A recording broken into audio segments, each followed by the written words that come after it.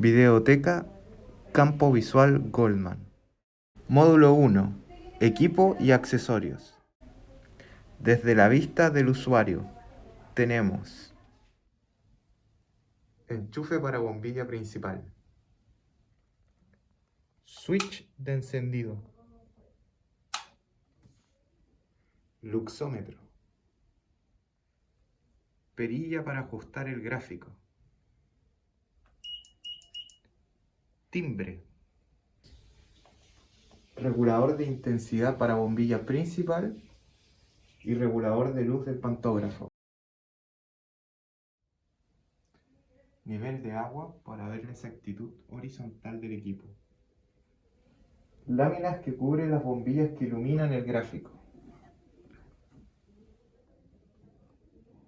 perilla que permite regular y ajustar la mentonera de forma horizontal y vertical, montura de lentes, pantógrafo, manilla del pantógrafo, gráfica, tornillo para ajustar el pantógrafo, telescopio,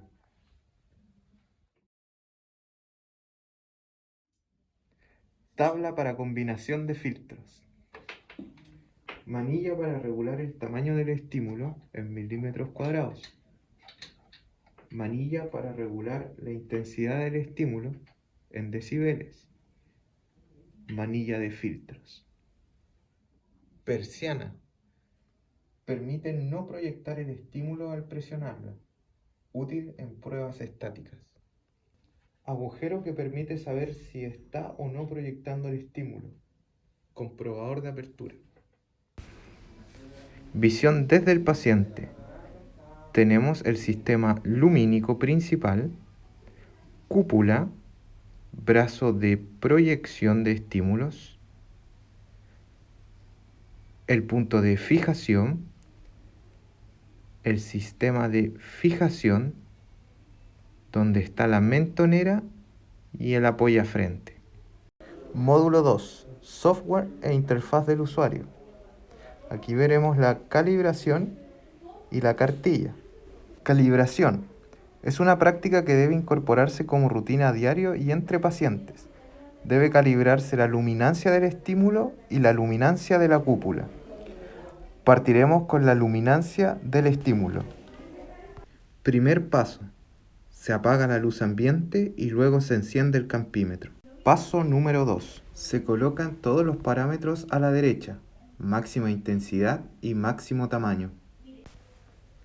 Paso número 3. Se ubica la cartilla en el pantógrafo ajustando las perillas de fijación. Paso 4. Se ubica el brazo del proyector en los 70 grados. Paso número 5. Se enciende el luxómetro, se levanta la bandera y el luxómetro debe marcar aproximadamente 1000 aposvillos. Para la calibración de la luminancia de la cúpula, la posición del equipo de la calibración óptica se mantiene, los parámetros se moverán hacia el tamaño mayor con intensidad menor. Se baja la bandera de recepción de la luz. Se mira por el visor telescópico de iluminación hacia el proyector. El reflejo del estímulo debe ser lo más parecido a la cúpula. Si este es diferente, se modifica la iluminación por el diafragma de la pantalla. Esta es la cartilla. Aquí se anota el nombre del paciente, la fecha, la sospecha de diagnóstico. Aquí tenemos unos ejes que sirven para ajustar en el pantógrafo. Aquí se anota el diámetro pupilar en milímetros, el color que usted ocupó. Aquí está la densidad de los filtros, en donde aquí va el tamaño y acá va la intensidad. Aquí usted anota qué ojo fue, izquierdo o derecho, y la corrección que usó el paciente con la agudeza visual. Módulo 3. Programas y o estrategias. El examen se debe realizar con luz tenue y se ocluye al paciente para tener campos visuales monoculares. Se ajusta el equipo a la altura del paciente y luego se dan las instrucciones. Este es el timbre, necesito que lo coloques ahí y tu pulgar ahí arriba. Tócalo una vez, perfecto. Y aquí necesito que coloques la pera y la frente. En todo el examen necesito que estés siempre mirando este punto central. Puedes pestañear normalmente, pero siempre fijándose ahí. Aquí vamos a tener una luz que va a aparecer desde la periferia hacia el centro. Cuando tú estés mirando acá, vas a ver esta luz de reojo. Y cuando la veas, necesito que toques el timbre, sin parar hasta que llegue al centro o desaparezca. Por ejemplo, vamos a partir de ahí y tú me avisas cuando se acerque la luz. Eso, todo el rato hasta que desaparezca o llegue al centro. Eso. Recordar que el examen tiene una duración de 10 a 15 minutos aproximadamente. Debes siempre dejar lo más cómodo al paciente, evitando malas posturas y siempre estar chequeando el sistema de fijación, es decir, que esté bien apoyado el mentón y la frente. Para medir la pupila, esta debe estar centrada. La medición se calcula en milímetros según la regla en el interior del telescopio. Para comenzar la perimetría, se seleccionan los índices 1-4E si es que el paciente lo logra ver. Si no es así, usaremos el 5-4E. Comenzamos preguntándole al paciente si alcanza a ver el índice 1-4. ¿Puedes ver esa luz que está justo en el centro? Sí. Perfecto. Si es así, comenzamos de manera horizontal. Recordar siempre al paciente que toque cada vez que esté observando la luz. Comenzamos.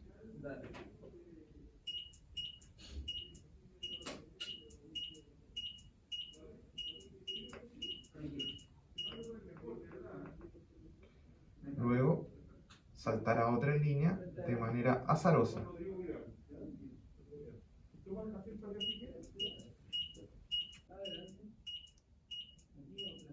Y siempre llegar hasta el centro.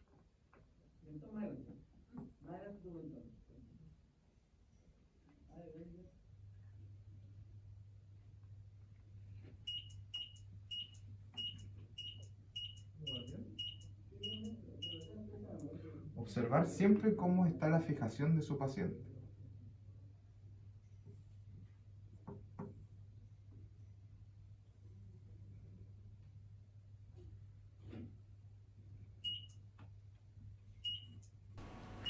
Para cambiar de nasal a temporal o viceversa, se debe llevar el brazo hacia inferior y desplazarlo continuamente hacia el sector que se quiera analizar. Para la campimetría se usará índices menores, siempre y cuando el paciente lo logre ver. Si el paciente ha perdido su acomodación, se le instalará el lente adecuado a su refracción. La campimetría se analizará desde los límites de la perimetría. Para realizar la mancha ciega, estaremos de un área de no visión a la área de visión. Es decir, nosotros nos instalamos aproximadamente a los 15 grados, presentamos el haz lumínico y le pedimos al paciente que cuando vea la luz nos toque una sola vez el timbre. Volvemos a desaparecer la luz y vamos hacia otra área. Tenemos que obtener la mancha ciega relativa y absoluta. Para la relativa se usará el menor índice que no quede excluido y para la absoluta se usará el mayor índice. Recordar que la mancha relativa siempre será mayor que la absoluta. Todo lo que hemos visto han sido con técnicas cinéticas, en donde un estímulo se mueve de un área de no visión a un área de visión. El límite entre las regiones de invisibilidad y visibilidad es la isóptera. En cambio, en la técnica estática, el estímulo se presenta de manera momentánea. Desaparece y aparece en zonas del campo visual dentro de los 30 grados y en zonas de riesgo según algunas patologías. Una técnica estática es el Armstrong-Drans, donde se evalúan 93 puntos. Drans modificó la técnica evaluando periferia temporal, En este caso, se evalúan puntos estáticos y puntos cinéticos. Estos puntos son los puntos estáticos, las flechas son los puntos cinéticos y las cruces son donde el paciente no logró observar.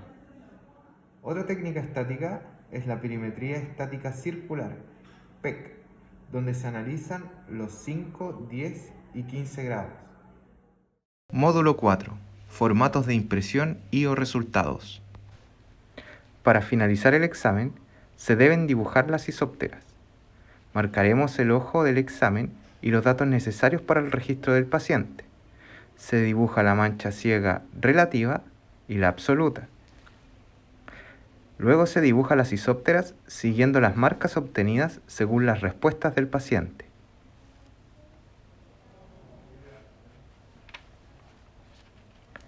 Como sugerencia, realizar diferentes simbologías para cada isóptera o usar colores que permitan diferenciarlas. Para identificar las isópteras, se anotan en las tarjetas perimétricas con el mismo color y línea que haya realizado. Módulo 5.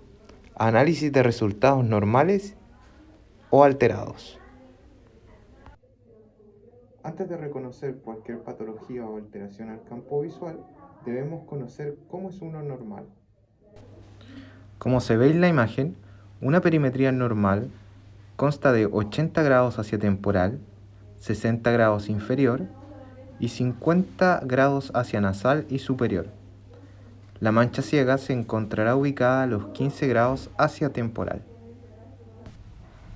Ya sabiendo cómo es un campo visual normal, ahondaremos en algunas patologías en donde es frecuente que se solicite este examen y sus defectos típicos. En primer lugar, veremos qué ocurre en una tosis. El oftalmólogo no solicita este examen para el diagnóstico, sino que para tener un respaldo médico-legal y para la cobertura de los seguros de los pacientes. Se realiza con el párpado caído y con el párpado levantado. Al campo visual se observa una depresión de las isópteras en los cuadrantes superiores y al levantar el párpado el campo visual se amplía hacia superior, como se ve en la figura en la línea punteada. Otra patología es la retinitis pigmentosa, la cual es una degeneración infrecuente y progresiva de la retina que con el tiempo provoca una pérdida visual entre moderada y grave. En la retinografía se observará el típico fondo de ojo de la patología con las espículas óseas. En estos casos se solicita el campo visual para ver qué tan avanzado está la patología y para realizar el seguimiento.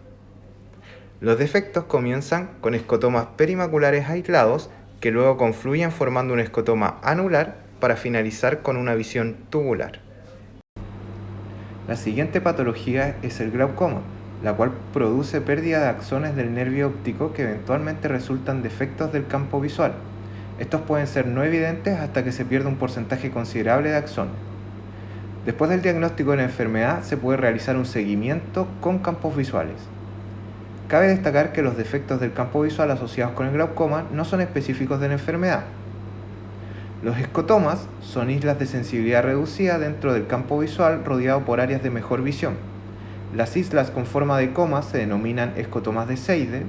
Las islas que forman un arco en forma de fibras arqueadas son Bierrum o escotomas arqueados. Los que afectan el centro de la visión son los escotomas centrales y los que se ubican alrededor de los 10 grados centrales del campo visual son los escotomas paracentrales. Si un defecto se localiza en el campo nasal y se extiende 10 grados a lo largo del meridiano horizontal en una sola isóptera o 5 grados en múltiples isópteras, se conoce como escalón nasal. El glaucoma en etapa terminal puede resultar en un defecto del hemicampo superior o inferior, una isla de visión central o temporal o incluso en la pérdida de toda la visión. La agudeza visual puede seguir siendo de 20/20, pero el campo de visión periférico puede estar severamente reducido. Por último, veremos las alteraciones en la vía óptica que cursan con daños campimétricos característicos según la ubicación de la afección de las fibras nerviosas. Comenzamos con el nervio óptico, quien lleva la información de toda la visión de un ojo. La parte central del nervio está formada por fibras finas que llevan visión central del área macular y la parte periférica lleva la visión del campo visual periférico. El nervio óptico puede tener patologías inflamatorias, vasculares, traumáticas, tumorales, etc. La mayor parte de las enfermedades producen inicialmente una pérdida de visión central y si la anoxia persiste, se produce atrofia óptica. Al campo visual se verá un escotoma central. La siguiente estructura es el quiasma óptico, donde se entrecruzan los nervios ópticos. Las fibras de las retinas nasales se cruzan y las de las retinas temporales siguen por el mismo lado. El quiasma está sobre la silla turca, asiento de la glándula hipófisis. La hipófisis es el sitio en el que con frecuencia se producen tumores intracranianos. Estos, al crecer, comprimen el quiasma desde abajo, produciendo alteraciones de las fibras visuales cruzadas, alterándose el campo visual correspondiente. Las fibras cruzadas son las nasales que traen información del campo visual temporal, por lo que se produce una pérdida de los campos visuales temporales de ambos ojos, una hemianopsia bitemporal que inicialmente puede ser bitemporal superior. Por último, veremos la porción retroquiasmática. Desde el quiasma hasta la corteza de la vía visual llega información de ambos ojos. El lado derecho lleva el hemicampo temporal del ojo izquierdo y el hemicampo nasal del ojo derecho. La vía del lado izquierdo lleva los hemicampos contralaterales, de tal manera que la lesión de un lado de la vía visual compromete medio campo visual de cada ojo y deja indemne el otro hemicampo.